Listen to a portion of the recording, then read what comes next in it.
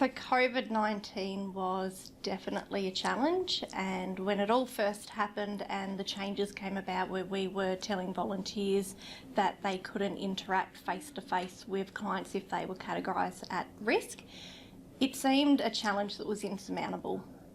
But what we actually found from that is a lot of our volunteers tailored what they were doing. So whereas before they might have been doing face-to-face services, they took on things that they could do from a distance, such as telephone support. But what was really surprising is the influx from the community of people who wanted to volunteer and give back and help during these times. So we actually saw where we thought our numbers were going to drop significantly, we've had a huge increase in the volunteers that we now have registered with the program.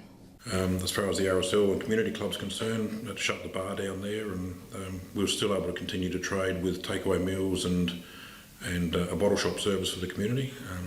But in terms of social gatherings and interactions, it just wasn't happening for that period of time. But it all seems to be back on track now. On the garden, no, but my other because I did quite a bit of volunteering. I worked for Almas, where I helped with the senior citizen. I worked with Uniting, where I assisted with distribution of food and clothing for emergency relief. So those basically all fell away. But gardening jobs, thank goodness, nothing, because all the fresh air is here. There's no problem. Yeah, no, I've actually been here more often. I was here quite a fair bit, but I also take a sewing group. I used to take a sewing group on Tuesdays from 10 till 2 that was sewing for Operation Christmas Child. But because of everything, we had to shut that down, and they're doing it at home. A lot of people are doing it at home.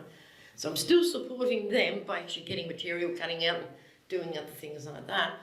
And I called in all the time to make sure everybody was all right. And what I did too was ring the people that weren't working to make sure they're okay, and also some of our contributors, because one of our contributors is 93 and he still makes jams and conserves. And I was worried about him because he lost something that he's used to. What I did was I used to phone the consumer or the client a number of times, and often used to chat for an hour. And I could tell that they were really grateful that I found the time to ring them and to see that they were okay. And I in turn assured them that this was only just a break in this way of volunteering, that things would come back to normal in time to come. We were shocked.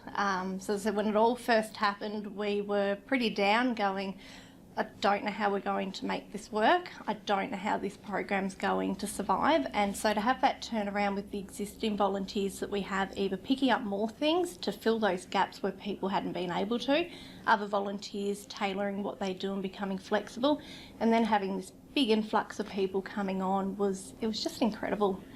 It absolutely changed what our program does and the amount of people that we're able to support and can support ongoing. Only we do 2.5 days now a month because we've got plenty of people. So we have got people interested in the shop.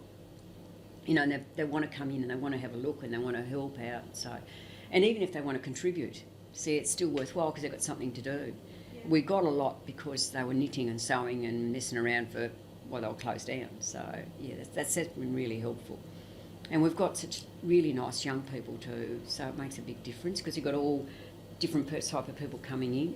We were getting to the stage where we were preparing for the next week's meals on Wednesday, Thursday, Friday. And I have cut up 20 kilos of onions. It was good, yeah, and I felt good too.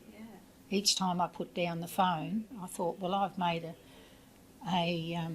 I could see that they were so grateful that I'd rang them, and I could tell that they were comforted by the fact that I had rang them to find out how they were. Particularly when we got back in July, the membership recruiting was picked up a bit, so no, I wouldn't say their enthusiasm dropped off, it just got put on hold.